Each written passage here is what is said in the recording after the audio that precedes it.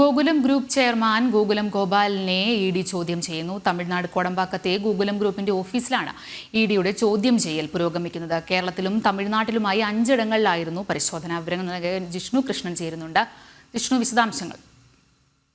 Gokulam chits ഫണ്ടിന്റെ ഉടമയും ഒപ്പം നിർമ്മാതാവുമായിട്ടുള്ള ഗോകുലം ഗോപാലിനെ ചെന്നൈ കോടമ്പാക്കത്തെ ഓഫീസിലെത്തിച്ചുകൊണ്ടാണ് ഇപ്പോൾ ചോദ്യം ചെയ്യുന്നത്. ഈ ചോദ്യം ഗോകുലം ഗോപാലൻ നടത്തിയിട്ടുള്ള പണമിടപാടുകളുമായി ബന്ധപ്പെട്ട വിശദാംശങ്ങൾ, ഒപ്പം ഗോകുലം സ്ഥാപനങ്ങളുടെ പണമിടപാടുകളുമായി ബന്ധപ്പെട്ടുമുള്ള ചോദ്യങ്ങളാണ് എൻഫോഴ്സ്മെന്റ് ഡയറക്ടറേറ്റ് ഗോകുലം ഗോപാലനുമായി ചോദിക്കുന്നത് എന്നാണ് മനസ്സിലാക്കുന്നത്. ഇന്ന് രാവിലെയും കോഴിക്കോടും ഒപ്പം ചെന്നൈയിലും ഗോകുലം ഗോപാലന്റെ സ്ഥാപനങ്ങളിൽ എൻഫോഴ്സ്മെന്റ് ഡയറക്ടറേറ്റിന്റെ സംഘമെത്തി പരിശോധന നടത്തിയിരുന്നു.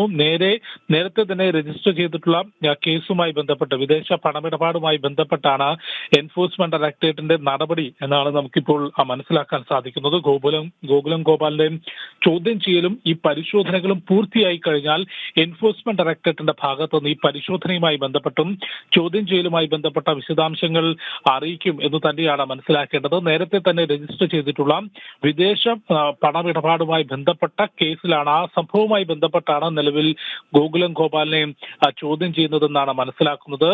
കേരളത്തിലുണ്ടായിരുന്ന ഗോകുലം ഗോപാലിനെ ചെന്നൈയിലേക്ക് എത്തിച്ചാണ് ഇപ്പോൾ ഈ ചോദ്യം ചെയ്യൽ എൻഫോഴ്സ്മെന്റ് ഡയറക്ടറേറ്റ് നടത്തുന്നതെന്നാണ് നമുക്ക് മനസ്സിലാക്കേണ്ടത്. ചെന്നൈയിലും ഒപ്പം കോഴിക്കോടും ഗോകുലം ഗോപാലിന്റെ സ്ഥാപനങ്ങളിൽ പരിശോധന നടത്തുകയും ചെയ്തിരുന്നു.